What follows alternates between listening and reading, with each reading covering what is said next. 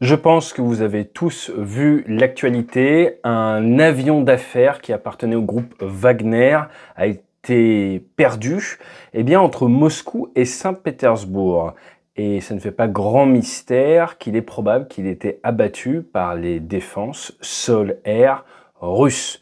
Un avion, sur le papier civil, abattu par un régime, c'est quelque chose qui s'est déjà vu dans l'histoire de l'aéronautique. Et plutôt que commenter cette actualité assez incroyable, 2 mois, jour pour jour, après l'avancée de Wagner sur Moscou, mais également en pleine ouverture de la grande réunion des BRICS en Afrique du Sud où Poutine n'a pas pu se déplacer, notamment à cause du mandat d'arrêt international qui existe contre lui. Je vous propose dans cette vidéo de regarder un petit peu plus en détail ce qu'est ce type d'aéronef qui apparemment avait à son bord tout l'état-major de Wagner, les autres cas dans l'histoire de l'aviation où des aéronefs ont été abattus et dans un troisième point, les systèmes qui existent à l'heure actuelle pour permettre à des aéronefs civils, que ce soit des jets d'affaires ou des avions de ligne, de se protéger contre les systèmes solaires. Jingle.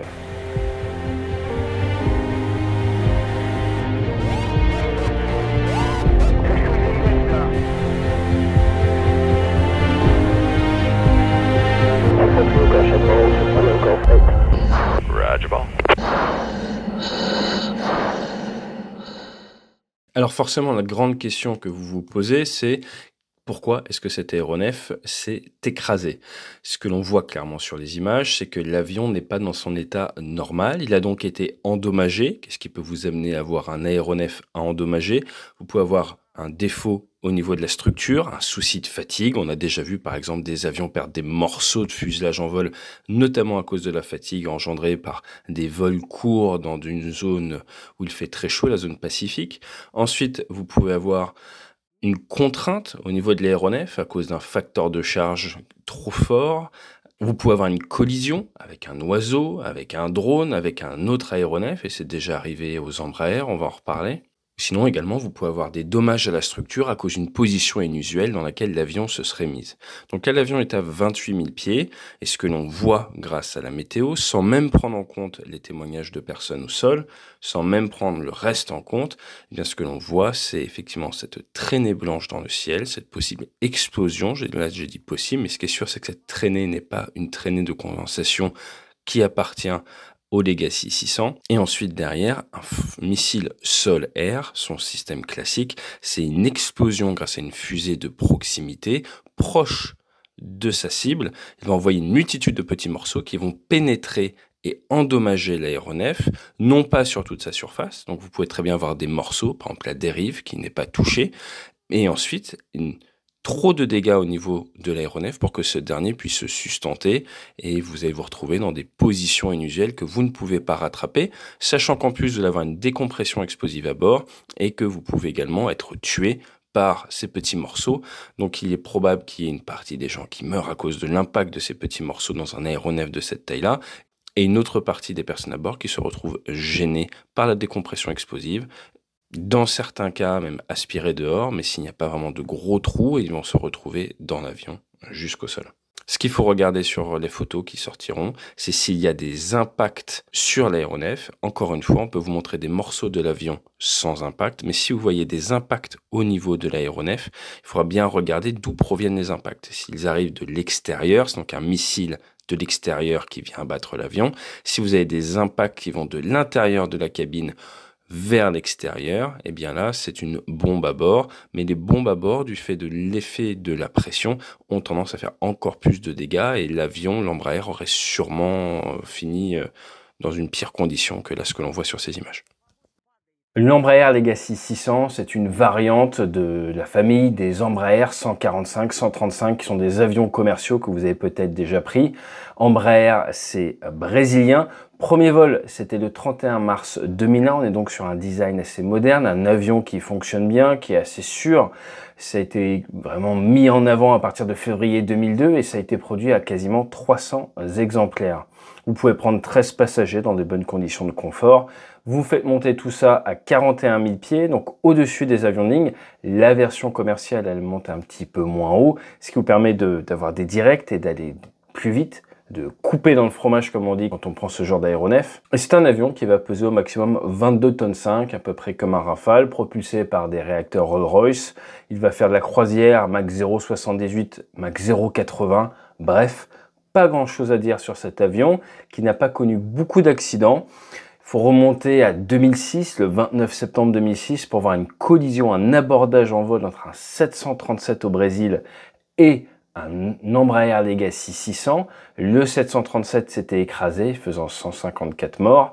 L'Embraer Legacy, de son côté, avait réussi à se poser en catastrophe sur une base militaire. Donc c'est quelque chose qui peut même survivre avec des dégâts en vol. Là, nous sommes entre Moscou et Saint-Pétersbourg. Vous voyez les traces qui nous viennent grâce aux transpondeurs. Donc les transpondeurs émettent toujours à l'heure actuelle pour la circulation aérienne civile en Russie. Ça permet de suivre justement cette trace. On voit que l'avion était à son altitude de croisière, qu'il y avait d'autres avions de ligne à côté, qu'il a eu une consigne de changement de cap pour aller un peu plus à l'ouest et que c'est lors de ce changement, on va dire, de route dans le ciel, eh bien, qu'il s'est mis à tomber quasiment à la verticale. Les images qui ont été géolocalisées depuis nous montrent un avion qui tombe dans une sorte de vrille à plat, vraiment avec une vitesse horizontale très faible, une vitesse verticale qui n'est pas catastrophique, mais enfin qui va être mortelle, il faut pas se mentir. Aucune capacité de récupérer le contrôle pour l'équipage qui de toute façon a probablement déjà des soucis. La météo est cohérente et nous sommes donc probablement face à un dommage catastrophique en vol. Et quand on voit ces images-là, quand on voit cette traînée blanche, il n'y a pas grand doute, même s'il faudra attendre l'enquête, qui je ne sais pas si elle arrivera un jour, pour se douter que c'est un missile sol-air qui a probablement tapé cet avion. Il y a tout un débat autour des corps et l'identification des victimes. Je ne vais pas rentrer dans la polémique, c'est pas du tout l'idée de cette chaîne, on est là pour parler aéronautique. Je vais vous donner 2-3 points quand même de référence. Alors, récemment, on a travaillé sur un Fly Dubai qui s'est écrasé à plus de 350 nœuds en tapant le seuil de piste justement sur un terrain en Russie. Et ce qui m'a marqué, c'est que sur les 62 et demi, il y avait un fœtus, personne à bord, eh bien, ils ont retrouvé plus de 4000 morceaux d'êtres humains. Donc ça, c'est quand on est au-dessus des 500 km/h. Ça va faire d'énormes dégâts. Là, on est sur un avion qui n'accélère pas trop d'un point de vue horizontal, qui a un gros taux de chute, et donc on va avoir un impact au niveau des organismes qui va être différent. Si vous tapez le sol à Mach 1,2 en rafale, il va pas rester grand chose. Si maintenant vous êtes sur une sorte de vrille à plat comme ça et que ça tape, forcément il va y avoir plus de choses. L'identification des corps, je ne dis pas qu'elle sera facile, même si au moment où je tourne cette vidéo, il est 3h16 du matin, eh bien apparemment ils ont déjà identifié les corps, mais si on veut prendre un petit peu de recul, ce n'est pas impossible de les identifier assez rapidement du fait des conditions très particulières de ce crash. Donc maintenant, oui, il y a eu de l'incendie, oui, il peut y avoir toutes ces choses-là, mais vous avez compris mes propos. Nous sommes sur une vitesse, une énergie, un impact qui ne va pas vaporiser, comme ils disent dans The Rock. Un corps peut-il être vaporisé? Un peu d'humour même sur les sujets les plus graves.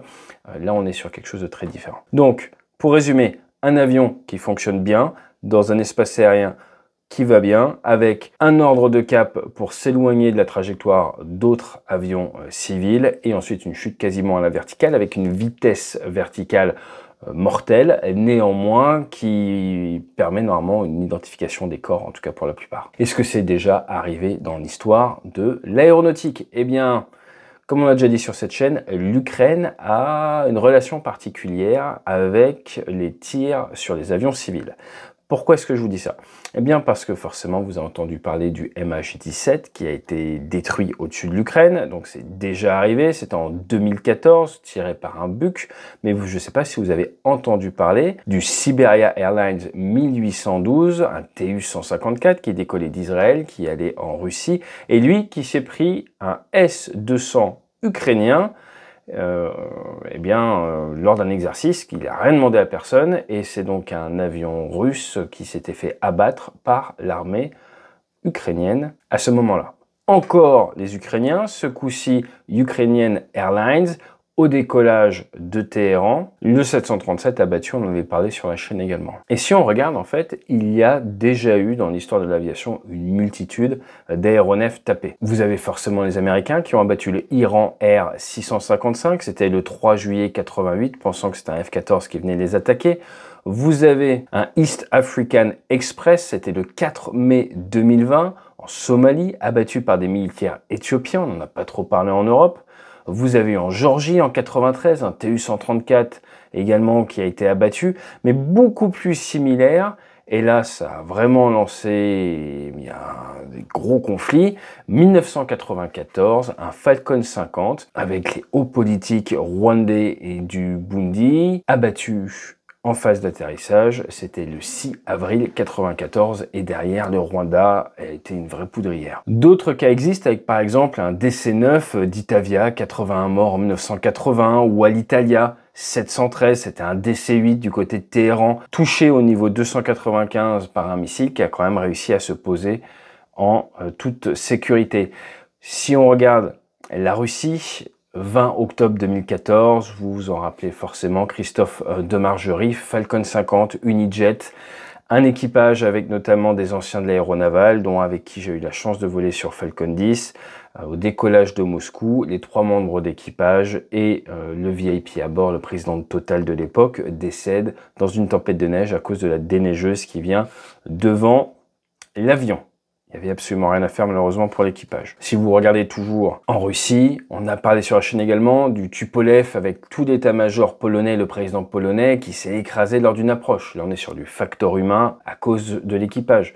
Vous avez Alexander Le Bon qui lui est décédé en Mi-8. C'était un gros opposant politique russe.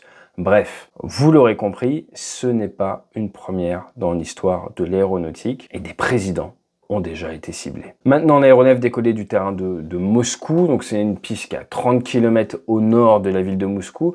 C'est le plus gros aéroport de Russie, c'était le 13e d'Europe à un moment, il a été créé au début, c'était une base militaire dans les années 50, maintenant il y a 6 terminaux. Vous avez peut-être entendu parler de cet aéroport en 2019, quand le Superjet 100 d'Aeroflot, le vol 1492, eh bien, c'était posé en urgence après avoir été foudroyé, est arrivé beaucoup trop vite et il y avait eu malheureusement à peu près la moitié des personnes à bord qui étaient décédées. Mais alors, si c'est déjà arrivé dans l'histoire de l'aviation et que l'aviation est censée débriefer, apprendre de ses erreurs, qu'est-ce que les ingénieurs, qu'est-ce que les hommes d'État, qu'est-ce que les services de protection ont-ils réfléchi et ont-ils créé comme parade pour éviter d'avoir des avions qui se font abattre comme ça, comme dans le cas du Rwanda en approche? Eh bien, ce qui a été réfléchi, ce sont des systèmes de protection contre la menace qui avait été identifiée comme la seule vraie menace contre ces avions-là, donc des actes plutôt terroristes, donc du SATCP, du système solaire très courte portée. Ce qui fait peur généralement aux Israéliens, ce qui fait peur aux chefs d'État, c'est d'avoir, alors que vous êtes au décollage ou à l'atterrissage, une personne avec un petit missile type SA-8, type Stingers même, ou n'importe quel type de missile. Maintenant, on voit même que des missiles anti-char peuvent avoir de l'impact sur des aéronefs qui vous alignent au décollage ou à l'atterrissage. Donc là, ça va être de la protection contre les têtes chercheuses infrarouges. Il y a différents systèmes qui existent, le CAMPS, le Flight Guard, et là, vous allez généralement avoir des petits radars qui essayent de détecter autour de l'aéronef s'ils voient arriver un missile, ils vont essayer de l'aveugler ou ils vont envoyer des leurres. Le problème des leurres, souvent les leurres thermiques, c'est que ça vous ferme des aéroports, ça vous ferme des espaces aériens parce que c'est du pyrotechnique et d'un point de vue règles de sécurité aéronautique civile, c'est très compliqué. C'est pour ça que ce qui est privilégié maintenant, ce sont des sortes de systèmes laser qui vont illuminer et aveugler la tête chercheuse du missile infrarouge. Or, comme dans le cas du MH17, là il est probable, exactement comme dans le cas d'ailleurs du Siberia Airlines, que ce n'était pas une tête chercheuse infrarouge, mais un guidage radar. À partir de là, si vous êtes accroché par du guidage radar, il va vous falloir manœuvrer, mais surtout brouiller, ou alors avoir des paillettes, ce qu'on appelle des chafs. Et là, le problème des chafs, c'est que c'est cancérigène. Donc encore une fois, pour vous ouvrir tous les terrains civils, c'est extrêmement compliqué. Donc armer de manière passive des aéronefs civils est extrêmement compliqué car ça va restreindre les terrains sur lesquels vous pouvez aller, ça va augmenter de manière exponentielle la complexité de la maintenance, il faut des armuriers pour gérer tout ça, Et ensuite, derrière, il faut des systèmes de détection, donc de la système de guerre électronique. La guerre électronique embarquée doit être réglée, doit apprendre à reconnaître les différents canaux radars, reconnaître les ondes radars de systèmes de recherche, de radars de veille, de radars de tir ou d'autodirecteurs des missiles. Et tout ça, c'est un travail énorme qui demande souvent, tout simplement, l'autorité de l'État pour avoir accès au secret défense et connaître ces bonnes ondes radars. Et ensuite, fonction de la région du monde dans laquelle vous allez, il vous faut des ingénieurs qui préparent les bonnes bandes, comme on dit, sur les bonnes fréquences pour que votre aéronef sache détecter, tiens, c'est tel type de missile qui me voit, c'est tel type de radar qui me voit, et mettre en œuvre du brouillage efficace. Donc, vous l'aurez compris, ce n'est pas la portée de n'importe qui. On se retrouve donc à l'heure actuelle avec une dichotomie qui est que n'importe qui peut ouvrir Flight Radar 24 et voir en temps réel quel avion le survole, savoir exactement presque qui est à bord. Et donc, s'il a un système solaire, n'importe qui peut se mettre à ouvrir le feu en sachant très précisément de quel aéronef et de quel vol il s'agit. À partir de là, vous l'aurez compris, ça rend le risque d'erreur extrêmement faible, même si, on l'a vu à Téhéran, dans certains cas, avec l'alignement des fameuses plaques de Reason, avec du personnel sous-formé dans des systèmes solaires, avec un 737 qui décolle alors que l'Iran s'attend à se faire attaquer par des missiles de croisière américains parce que l'Iran vient de faire une frappe contre des bases américaines en Irak, et des personnes un petit peu nerveuses qui ont pris trop de café et qui attendent l'adversaire, vous pouvez avoir des erreurs humaines. J'espère que cette vidéo vous aura appris certaines choses sur la défense des avions civils dans l'espace aérien. Oui, un aéronef est vulnérable, et oui, il n'y a pas de botte secrète dans ce cas-là. Non, les avions d'affaires comme ça n'ont pas de parachute. Néanmoins, une question intéressante mérite peut-être d'être soulevée, sera peut-être soulevée dans le futur, sur des aéronefs de cette taille-là, dans ce profil très spécifique-là, avoir, comme sur certains ULM ou comme sur certains avions légers, une sorte de parachute de secours aurait peut-être permis de réduire la vitesse verticale dans cette chute de vrille à plat et peut-être de sauver la vie de certaines personnes à bord. La problématique supplémentaire, c'est quoi? C'est que si effectivement c'est un missile qui est venu taper, ce missile a probablement envoyé une multitude de petits morceaux, et ces morceaux auraient sûrement déchiré le parachute avant même qu'il puisse se déployer. Donc, comme je vous l'ai dit, protéger des avions civils d'attaques de missiles faits pour les détruire, c'est vraiment pas facile. Allez, fly safe.